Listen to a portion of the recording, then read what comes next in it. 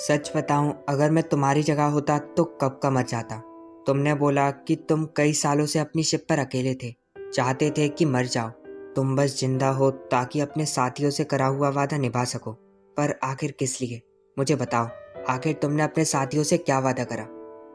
तुम सच में बेवकूफ़ हो, पर अगर सुनना ही चाहते हो तो सुनो। बहुत समय पहले हमने अपने एक साथी को पीछे छोड़ दिया। जब मैंने सेल निकाली तब मैंने उससे वादा करा एक बार फिर से मिलने का।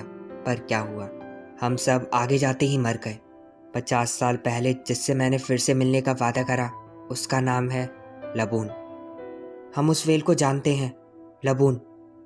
क्या सच में? पर आखिर तुम उससे मिले कब? ग्रैंड लाइन के सफ़र से पहले। वहाँ पर थी एक बड़ी सी वेल।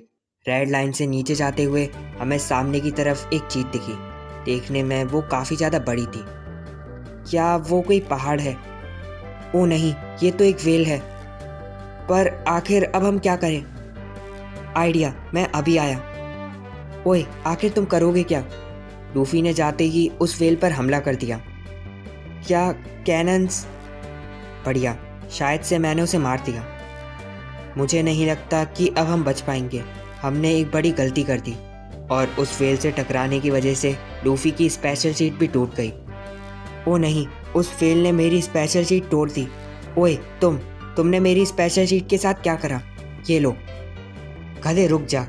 लूफी के अटैक की वजह से लबून काफ़ी ज़्यादा गुस्सा हो गई। उसने अपना मुंह खोला और हम सबको खा लिया। तुम्हारा मतलब एक वेल ने तुम सबको खा लिया? तुम ठीक हो। और वहाँ पर अंदर हमें मिला एक आदमी। है? एक आदमी, वो भी एक वेल के अंदर? सच में वो दादाजी कमाल के थे। वो लबून के अंदर उसका ध्यान रखते थे। उसने बताया कि वो पहले पायरेट शिप पर एक डॉक्टर था। तो क्या तुम्हारा मतलब लबून बीमार था? असल में ऐसा नहीं है। वो लगातार अपना सर एक दीवार में मारता, जो कि थी रेड लाइन की दीवार। बस अपने एक वादे को निभाने के लिए वो चाहता था कि रेड लाइन को तोड़कर अपने साथियों के पास जा पाए, उनसे एक बार फिर से मिलने का वादा पूरा कर पाए। आपका मतलब 50 साल? अगर ये बात ठीक है तो अब तक वो सब नहीं बचे होंगे। रुक जाओ, तुम ऐसा नहीं बोल सकते। मैं जानता हूँ कि वो सब पक्का वापस आएंगे। क्यों, है ना दादाजी? वैसे सच बताऊं तो ऐसा नहीं होने वाला। मैंने किसी से पूछा तो पता चला कि वो पायरेट्स ग्रैंड लाइन में जाते ही मर गए। अब वो वापस नहीं आने वाले। अगर यही बात है तो आपने अब तक लबून को बताया क्यों नहीं? अगर आप उसे बता देते तो पक्का वो अपना सर रेड लाइन में नहीं मारता। ऐसा नहीं है, मैंने उसे बताया था। मैंने बताया कि वो सब ग्रैंड लाइन में जाते ही मर गए। लबून, मेरी बात सुनो। वो सब वापस नहीं आने वाले। मैं जानता हूँ कि तुम्हारे लिए ये सुनने में आसान नहीं होगा, पर बात को समझो। वो सब अब वापस नहीं आने वाले। सब कुछ बताने के बावजूद भी उसने मेरी बात नहीं सुनी। वो रेड लाइन पर अपना सर मारता रहा। उसे लगता है कि अगर वो इसे तोड़ दे तो शायद से एक बार फिर से वो अपने साथियों से मिल पाएगा। लबून मेरी बात नहीं मानता, क्योंकि अगर वो इसे मान ले तो उसका अब तक इंतज़ार करने का क्या फ़ायदा। मैं नहीं जानता कि क्यों, पर उसे अभी भी भरोसा है कि 50 साल बाद ही सही वो सब पक्का आएंगे। अगर लबून ऐसे ही रेड लाइन में सर मारता रहेगा तो जल्दी ही मर जाएगा। उन 50 सालों से मैं इसके साथ ही हूँ, इसलिए मैं इसे मरते हुए नहीं देख सकता। अब बहुत हुआ। लूफी ने अपने शिप का ऊपर का हिस्सा उठाया और आगे बढ़ने लगा। मैंने उस हिस्से को कहीं तो देखा था। तुम ठीक हो? कदो, ध्यान से देखो, वो अपनी शिप का ही था। हैं? शिप का था? लूफी, तुम ये सब नहीं कर सकते। यहाँ पर लूफी ने तेजी से जाकर लबून को मार दिया। लबून ने भी उस पर काफी तेजी से हमला करा और उसे पीछे फेंक दिया। लबून, रुक जाओ। मैं ताकतवर हूँ, क्यों, है ना? सच बताऊं तो तुम भी हो। मैं नहीं जानता कि तुम्हारे दोस्त वापस आएंगे या फिर नहीं, पर मैं तुमसे वादा करता हूँ कि पक्का आऊँगा, ये देखने के लिए कि कौन जीतेगा, तुम या फिर मैं। ग्रैंड लाइन के सफ़र के बाद हम एक बार फिर से मिलेंगे। ये बन गया। लबून, जब तक कि मैं पायरेट्स का राजा बनकर वापस ना आ जाऊं, मेरे से वादा करो। वादा करो कि तुम वापस से अपना सर रेड लाइन में नहीं मारोगी।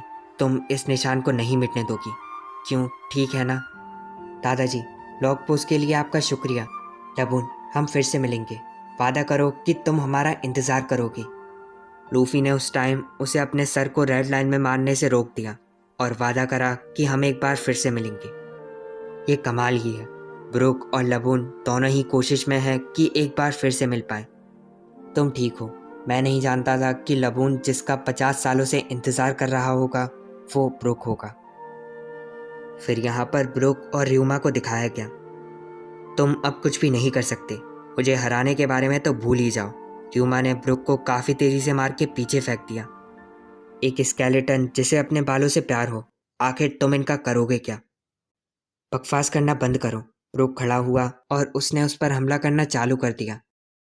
लबून, क्या अभी भी मैं तुम्हें याद हूँ? मेरा दिल थम जाता है अगर मैं तुम्हारे बारे में सोचूं। पर एक सेकंड, मैं एक स्केलेटन हूँ, मेरे पास दिल तो है ही नहीं। जब मैं तुमसे वापस मिलूंगा तब बताऊंगा। हम सब ग्रैंड लाइन में जाते ही मर गए, कोई भी नहीं बचा, बस मेरे अलावा। हमारे सारे के सारे दोस्त पहले ही मर गए। क्या उस सब के लिए तुम मुझे माफ़ कर पाओगे? मैंने अपना सब कुछ खो दिया, अपने दोस्त, अपना शरीर और अपनी शैडो भी। जब हम दोबारा मिलेंगे क्या तुम मुझे ऐसे पहचान लोगे? मेरे पास मेरे बालों के अलावा और कुछ भी नहीं बचा, इसलिए इन्हें बचाने के लिए जो हो सकता है वो करूँगा, ताकि जब मैं तुमसे फिर से मिलूँ तब तुम मुझे देखते ही पहचान लो। अभी भी मैं वादा करता हूँ कि तुमसे फिर से मिलूँगा, इसलिए प्लीज़ तुम कुछ समय और मेरा इंतज़ार करो, उसी आइलैंड पर जिस पर हमने फिर से मिलने का वादा करा। फिर यहाँ पर फ्रैंकी को दिखाया गया। कुछ भी हो, वो स्केलेटन और वेल मुझे पसंद है। दोस्तों, तो फिर ठीक है, फैसला हो गया। अगर ब्रूक और लबून दोस्त हैं तो वो हमारे क्रू में पक्का आएगा। तुम ठीक हो, मैं भी चाहता हूँ कि लबून से एक बार फिर से मिलूँ। मैं चाहता हूँ कि वो स्केलेटन हमारे साथ चले। हाँ, और मैं भी। तो ठीक है, पर एक सेकंड, वो बंदा नामी-सान से शादी नहीं कर सकता। ओए ज़ोरो, तुम आखिर कहाँ जा रहे हो? मेरे ख्याल से हमारे किसी दोस्त को हमारी ज़रूरत है, बस उसकी मदद करने के लिए। बढ़िया, तो फिर ठीक है, सब लोग तैयार हो जाओ अपने और अपने दोस्तों की शैडो वापस लाने के लिए। बढ़िया दोस्तों, तुम सब उन्हें हरा दोगे। बकवास करना बंद करो, तुम भी चलो।